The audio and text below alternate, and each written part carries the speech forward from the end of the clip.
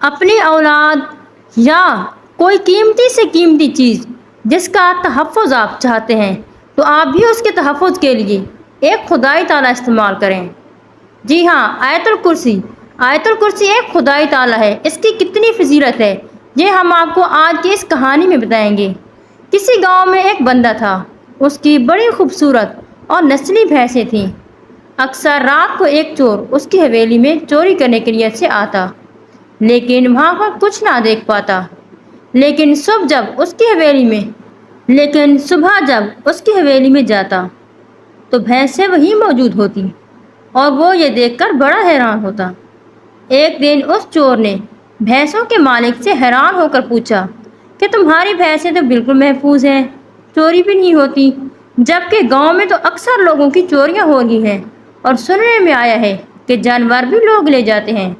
تو یہ سن کر بھینسوں کے مالک نے ہنس کر کہا کہ میں آیت الکرسی پڑھ کر اپنے گھر کے چاروں کونوں میں پھونک دیتا ہوں، اور اس طرح سے آیت الکرسی کی فضیلت کے سبب میری بھینسیں اور باقی تمام قیمتی مال و اسباب بھی محفوظ ہیں۔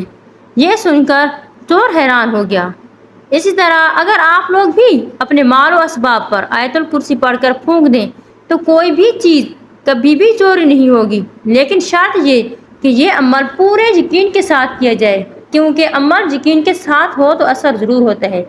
سامعین گرامی، اللہ تعالیٰ فرماتا ہے کہ جب انسان ایک بار آیت الکرسی پڑھ کر کسی چیز پہ دم کرتا ہے تو اللہ تعالیٰ 70,000 فرشتوں سے فرماتے ہیں کہ اس بندے کی حفاظت کرو۔ جب 2 بار پڑھ کر خود یا کسی اور پر دم کرتا ہے تو اللہ تعالیٰ فرشتوں کی تعداد بڑھا دیتے ہیں اور کہتے ہیں کہ ان بندوں کی حفاظت کرو۔ لیکن جب وہ بندہ 3 بار پڑھ کر یا اپنی اولاد یا خود جو کسی بھی چیز کو دم کرتا ہے تو پھر اللہ تعالیٰ فرماتا ہے کہ بس اب اس کے لیے میں ہی کافی ہوں، اب میں اس چیز کی حفاظت فرماؤں گا۔ سامعین گرامی، میں نہیں سمجھتی کہ آیت الکرسی کی اتنی بڑی فضیلت سن کر کوئی بھی اس کو اگنور کرے گا۔